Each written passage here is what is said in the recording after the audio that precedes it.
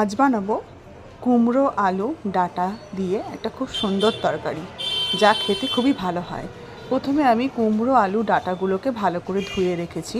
কড়াইয়ে তেল গরম করে কিছু পরিমাণ বড়ি ভাজতে দিয়েছি। বড়িগুলো লাল করে ভাজা হয়ে গেলে তুলে নেব এবং ওই তেলের মধ্যে আমি 5 ফোড়ন দিয়ে কুমড়ো আলু ডাঁটাটা ভালো করে দিয়ে দিয়েছি। এবার এটাকে আমি ভালো করে একটুখানি ভেজে নেব। ভাজার পর আমি কিছু কাঁচা ছোলা ভিজিয়ে রেখেছিলাম, সেই ছোলাটা দিয়ে দেবো। দেওয়ার পর ভালো করে একটু নাড়িয়ে নেব।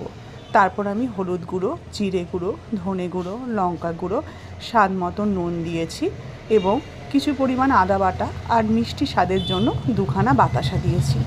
দিয়ে ভালো করে কষিয়ে আমি অল্প পরিমাণ জল ঢেলে দেবো, যাতে এইগুলো খুব ভালো করে সেদ্ধ হয়ে যায়।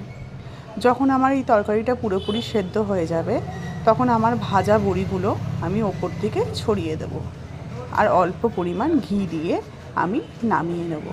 আমার কুমড়ো আলু ডাঁটা ছোলা দিয়ে তরকারি রেডি। এটা খেতে খুব ভালো হয়, এরকমভাবে করে দেখবেন। আমার রান্নাটা ভালো লাগলে অবশ্যই আমার চ্যানেলটাকে লাইক অ্যান্ড সাবস্ক্রাইব করবেন।